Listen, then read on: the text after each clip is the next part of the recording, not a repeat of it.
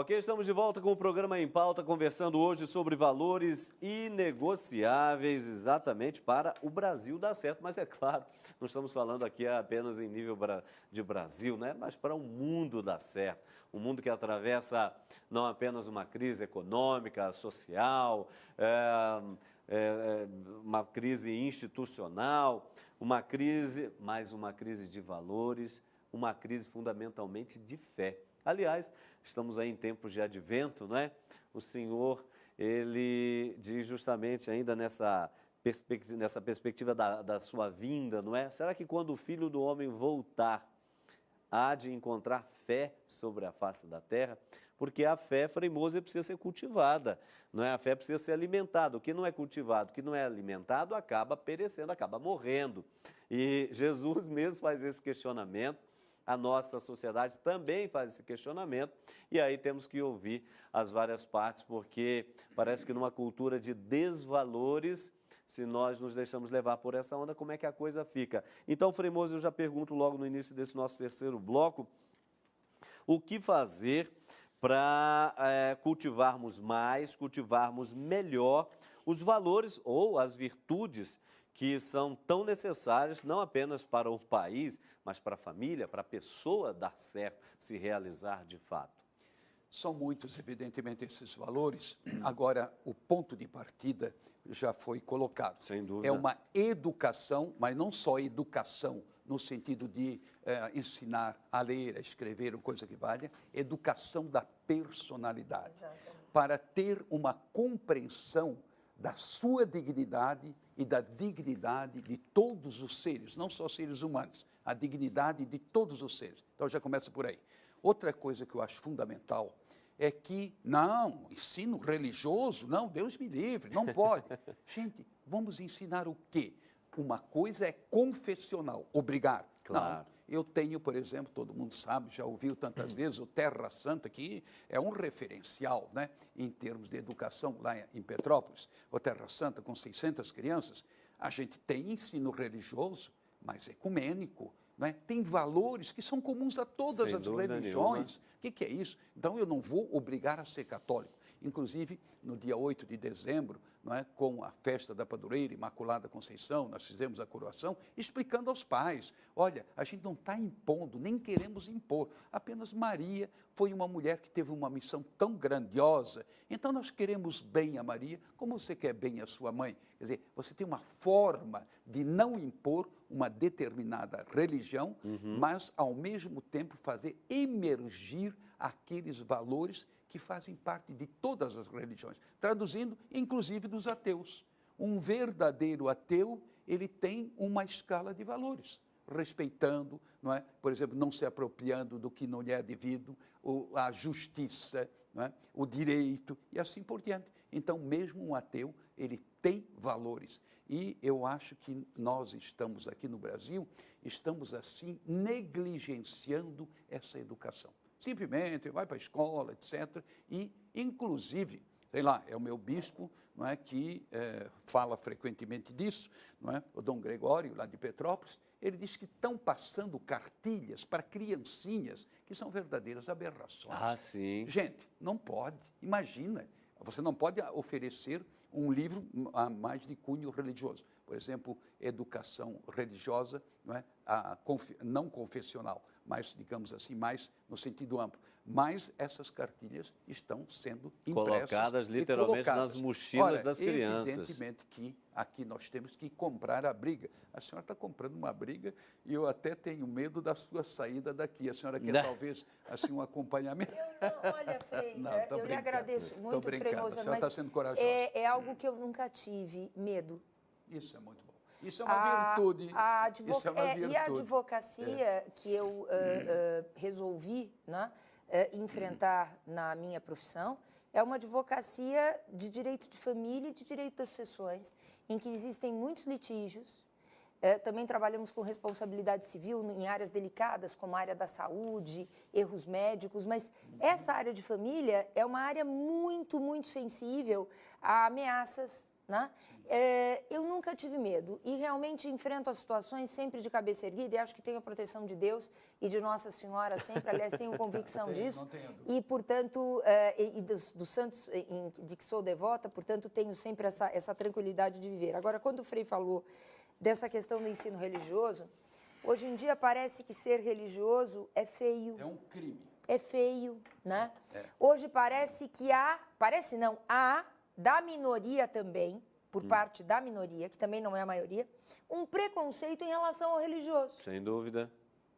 Nós, religiosos, somos alvo de preconceito. Então, para terem uma ideia, na ADEFAS, quando a ADEFAS surgiu agora há 2 meses, inclusive quem quiser conhecer o nosso site é www.adfas.org.br.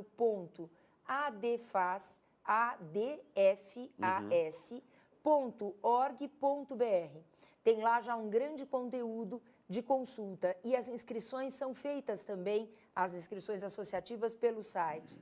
A nossa ADEFAS, quando ela surgiu, padre, Frei, ela foi acusada, como se fosse um desmérito, de ser uma associação religiosa católica. Ao que eu respondo sempre, temos, graças a Deus, associados católicos, como o professor Dr. Ives Gandra da Silva Martins, como o professor Dr. Nelson e a professora doutora Rosa Neri, entre outros.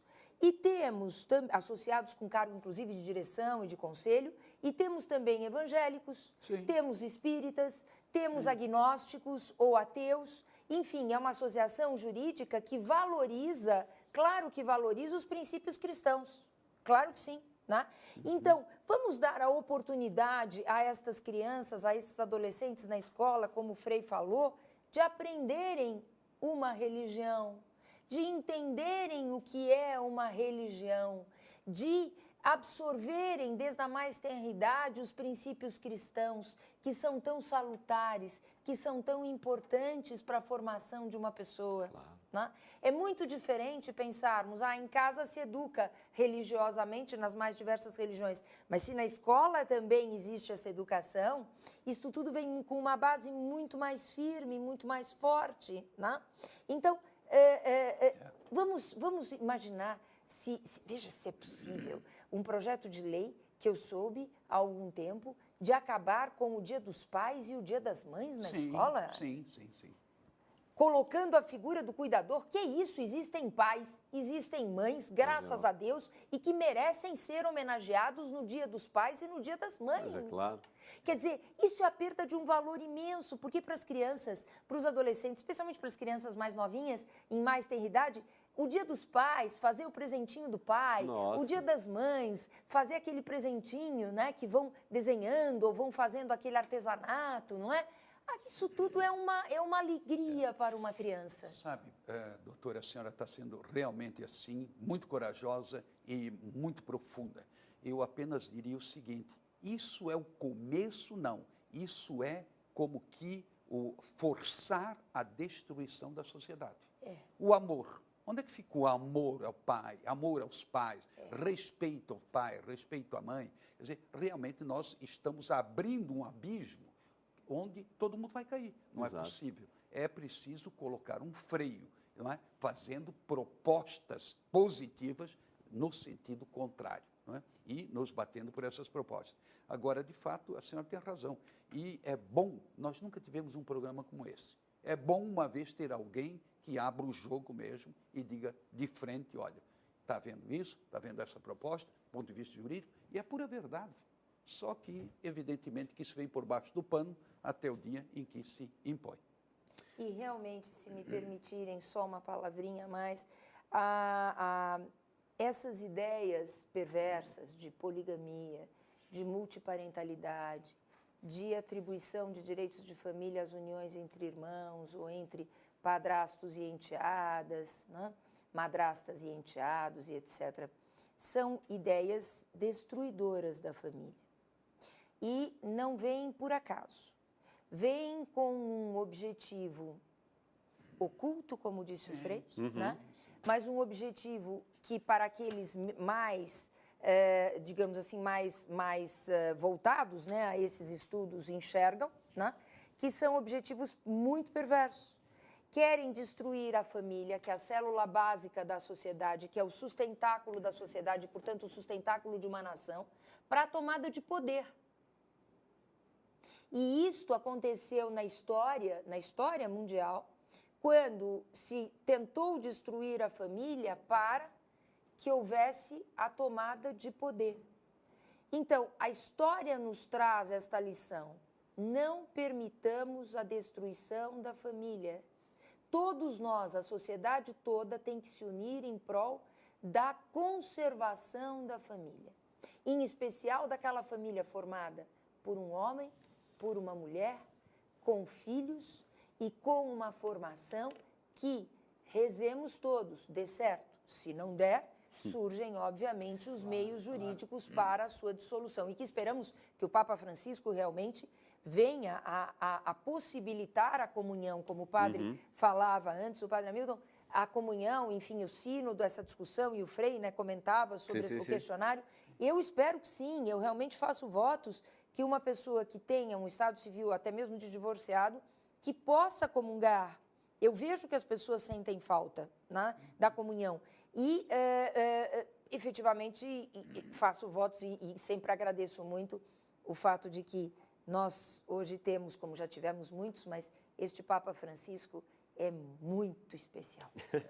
Deixa Doutora, eu vou discordar de uma coisa. A senhora sempre fala conservação da família. Não.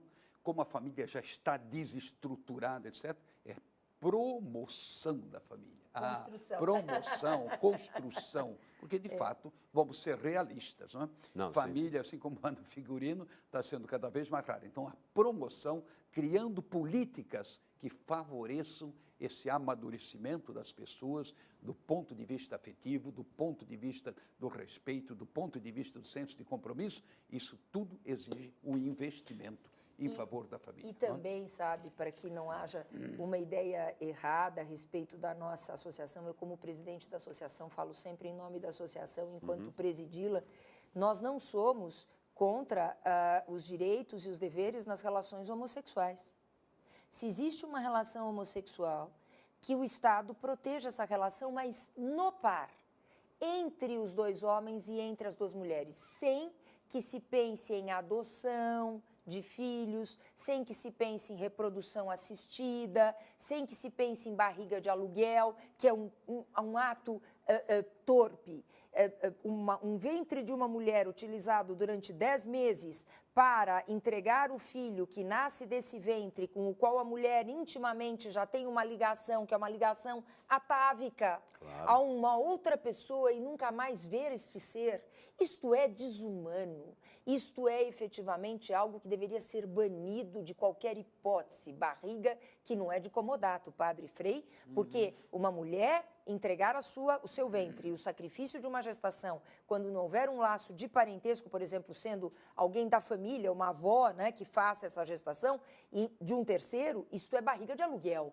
Isso é pago. Mas quer dizer, mesmo no caso da avó, também existem tantos problemas. Não, é que eu só fiz a questão da gratuidade ou não, né? Porque depois vem o Conselho Federal de Medicina com uma resolução que é a 2013, dizendo que a reprodução assistida pode utilizar-se de barriga de gestação desde que haja gratuidade.